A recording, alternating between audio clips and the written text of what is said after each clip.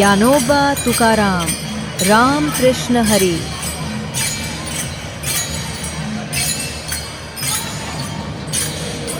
टाळ मृदुंगाचा गजर आणि अथांग भक्तीचा सागर म्हणजेच आपली वारी.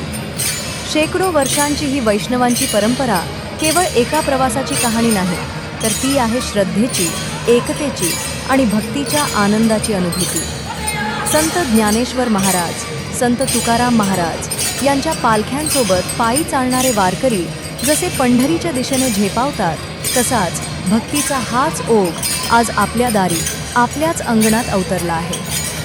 आज 25 जुलै 2026 आषाढी एकादशीच्या या पवित्र दिवशी आपल्या कोहिनूर अभिमान शिरगाव या संपूर्ण सोसायटीचे वातावरण अगदी विठ्ठलमय झाले आहे.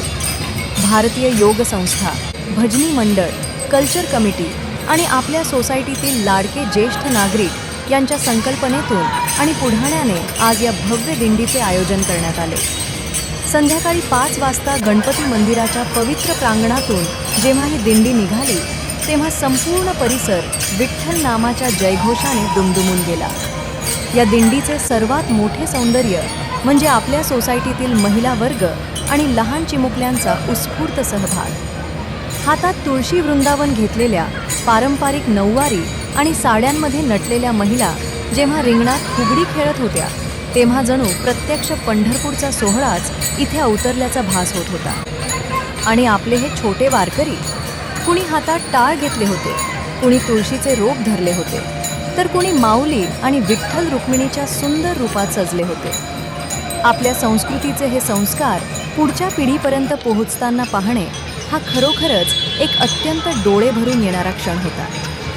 संस्कृती जपायची असते ती एकत्र येऊन. आजच्या या धावपळीच्या युगात जेव्हा माणसे आपापल्या घरात व्यस्त असतात, तेव्हा अशा सण उत्सवांच्या निमित्ताने कोहिनूर अभिमान हे एक कुटुंब म्हणून एकत्र येते. ज्येष्ठांचे मार्गदर्शन, संस्कृतीचे जतन करण्याची तरुणाईची तळमळ आणि लहान मुलांचा निखळ आनंद या सर्वांचा संगम आजच्या या दिंडीत पाहायला मिळाला. प्रत्येकाच्या चेहऱ्यावरचा भक्तीचा भाव आणि ओठांवरचे राम कृष्ण हरीचे नामस्मरण याने वातावरणात एक वेगळीच सकारात्मक ऊर्जा निर्माण केली. दिंडीचा हा प्रवास फक्त रस्त्यावरून झालेला प्रवास नव्हता, तर तो मनाला जोडणारा भक्तीचा मार्ग होता. हा सुंदर उपक्रम यशस्वी करण्यासाठी ज्यांनी सहकार्य केले, भारतीय योग संस्था, भजनी मंडळ, कल्चर कमिटी, आपले ज्येष्ठ नागरिक आणि सहभागी झालेले प्रत्येक महिला पुरुष रहिवासी, या सर्वांचे मनःपूर्वक आभार. असेच प्रेम, असाच एकोपा आणि आपली ही संस्कृती आपल्या सोसायटीत सदैव कायम राहो, हीच पांडुरंगाच्या चरणी प्रार्थना. विठ्ठल विठ्ठल जय हरी विठ्ठल, राम कृष्ण हरी.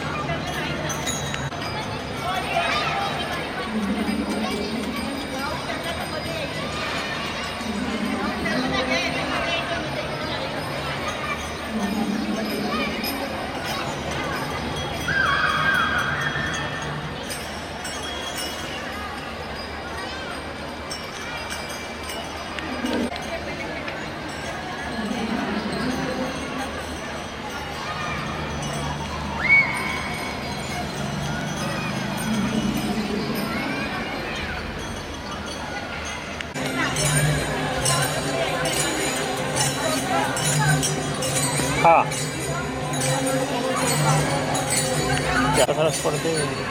बोला ना कोको दूध घेऊ शकतो का? घे ना काय. मम्मी का म्हणते मग खराब आहे.